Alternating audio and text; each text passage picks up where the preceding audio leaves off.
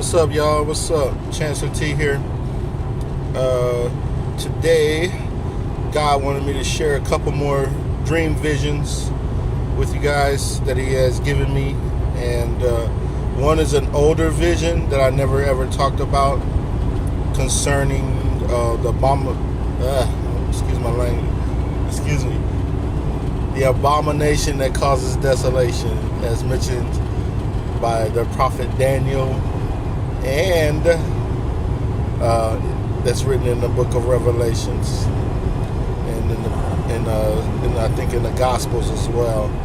So that's going to be one of them. And then there's a newer one I just had last night, so it's going to be really fresh off my mind concerning, I guess,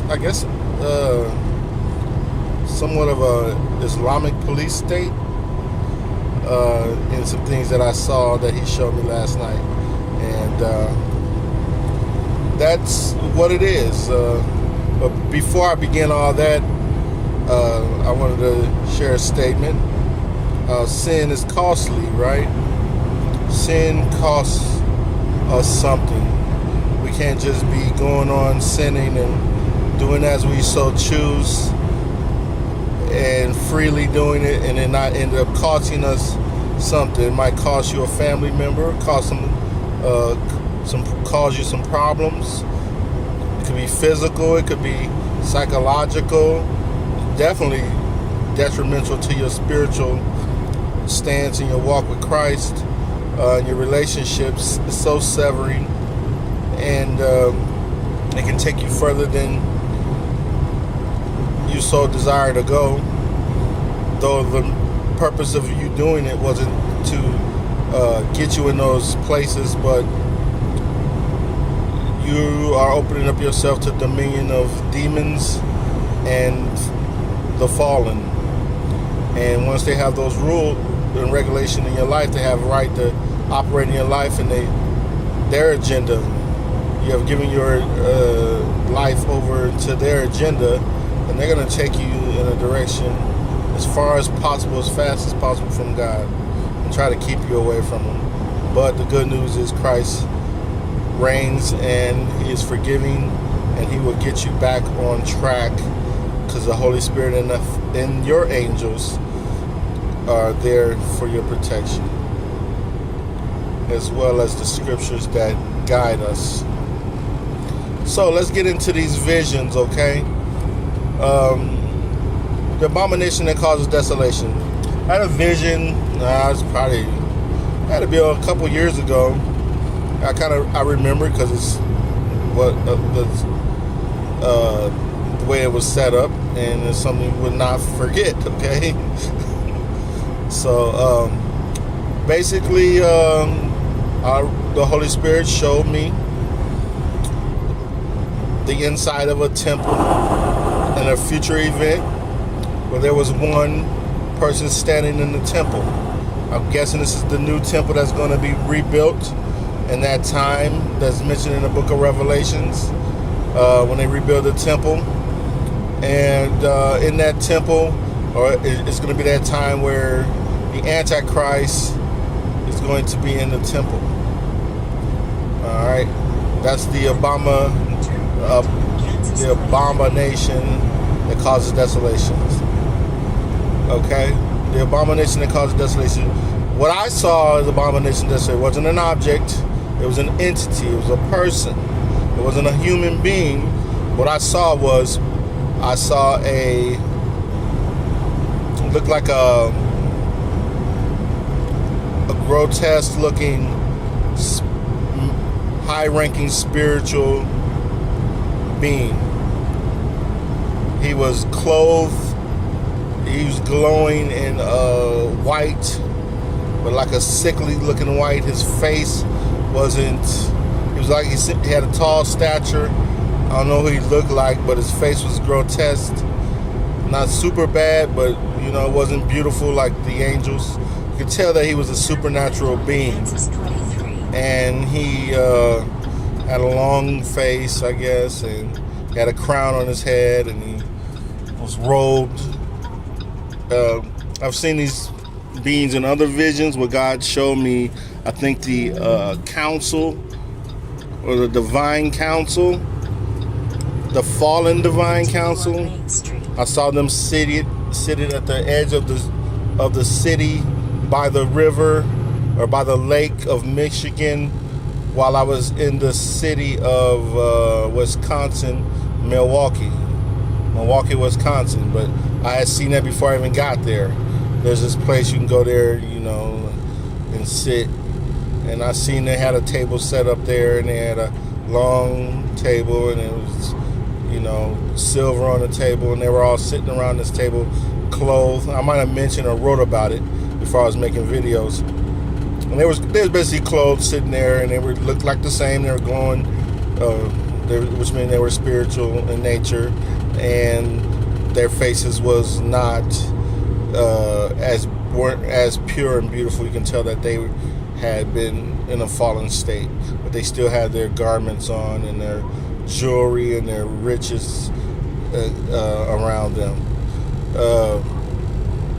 So this entity that I saw looked just like that. And when I saw him, the Holy Spirit had told me the abomination that causes desolations. He's in the temple. So there will be a time where he will take place. Now, the physical person might not look like that. This is the entity that will probably be inside that body. Or it might walk around like that. I don't know. I doubt it. But God showed you the real creature behind the scenes, that's inside the man. I'm sure he's not walking around like that. People will be kind of questioning, who is that? Unless they are just out in the open like that at that certain time. Or they just, seen so much supernatural things at that time. Hey, who can deny it? That won't faze you, seeing that. I don't know. Basically, so that's what it was. It will happen.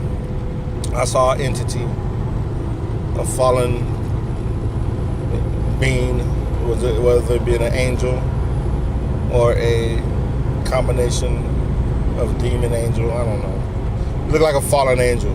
Looked like those at one point in time. These entities I saw were beautiful, and they rebelled and they tried to take on God, and then they ended up losing their beauty.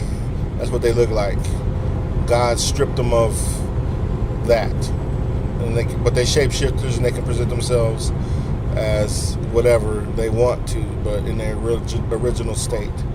But they were at a council. They were at like a meeting, or kind of like a king's table. It was set up.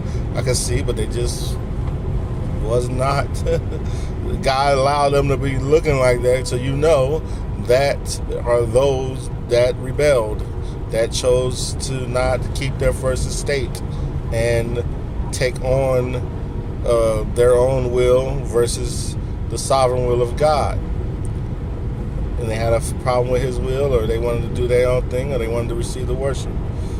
But now they still ain't on their own. They still are grouped up. But all right, that was that. Now let's get into last night. The Lord had me go to a certain place and park a certain way, away from everybody. He said, the Holy Spirit, before I did all that, he said, I'm going to take you to it. I didn't know what that meant, of course, because why would I? We're talking about the Holy Spirit of God. And I didn't know what was going to happen. He told me to fast through the night and don't eat anything before I went to sleep. And so I was having dreams about different things, at first on. I even had a thought in my dream, like, I thought, is this what God was trying to show me tonight? But that's not what it was.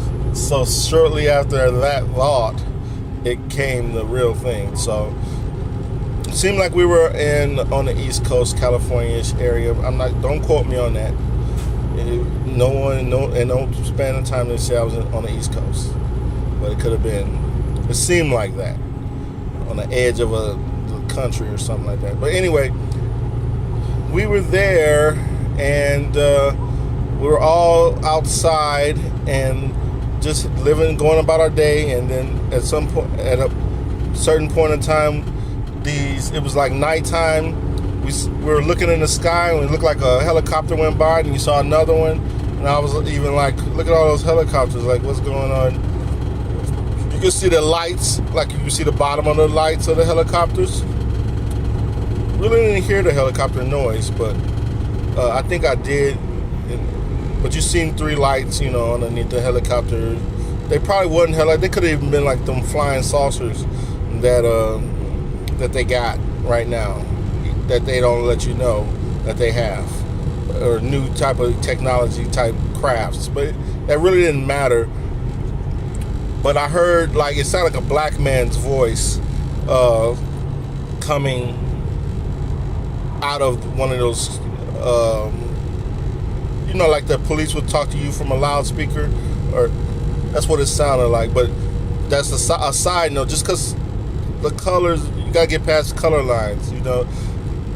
People give themselves over to protect themselves, or to do what's best for them, just no matter what color, no matter what tribe. That's not why, that's the divisions. But back to it, that black man's voice, when he said whatever he said to the crowd, to the cloud, you know. Oh, backing it up, we came out the mall. I heard Holy Spirit saying we were like in a mall setting, a type concert in a mall or something. Then we came out, and then it was nighttime. Then that happened. Then the voice spoke from the helicopter and said, "When you give your name, and if you have children, tell us their name. Bring them out too. Bring your children out." And so say your name, almost like when the light hits you or something like that. That's what we assume. Like you have to tell them who you were. And then what happened next was, I'm looking at my time here. Let me see. All right, I gotta wrap it up soon so I can make sure this video gets posted. All right, so next thing that happened was they dropped this like dye looking stuff. One was purple and one was green. It was like a purple with an outer green, you know, smoke. I'm sure I'm gonna need to look that up, and it may have some military significance to it, or those type of different dyes that they wrote. And it was almost like they could talk to you through the, like, that dye was almost like for them to recognize where you were at. So I leave, right? I leave. I'm like, forget that. I tell you my name. They're definitely gonna tell you. My kids are. And so the next scene, I'm in this truck, back in my truck, and I'm leaving the scene. I'm worried. I'm like, man, how would they know who I was and if I was even there in the first place? So they were so high in the sky, there wasn't nobody on the ground. So I was like, forget that. I'm out of here. So I'm by myself. I'm in the truck. I'm headed away from there, headed like home. I look in the sky, and I see one thing just sitting there, and it's tracking me. It's looking at me. It's like I'm not getting away from it. The next scene, you know how dreams are, or visions are, it don't always play all the way out. So the next scene, I'm pulling up my house, and I'm going in the house. It really wasn't my house. You know, it was like a place where we were living out in the middle of somewhere. And but in my heart, it felt like home. So I was like, I'm home, and I'm feeling, you know, a little safe or unsafe or whatever. So then, as I'm entering the house, I come back to the door. I hear a car screeching and squealing, and it pulled up. Like one of them little miniature Yugo looking things, or little square cars you see in those third world countries. A little white car.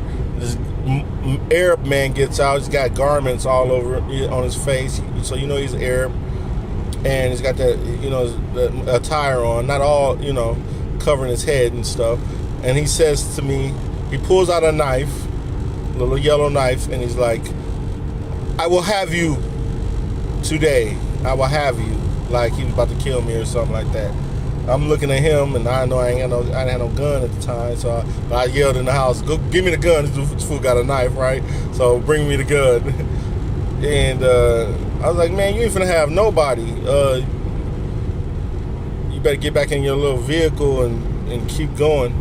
And I'm thinking, like, how you know where I lived? How he came right away to my place, because I didn't cooperate with the other things that had happened.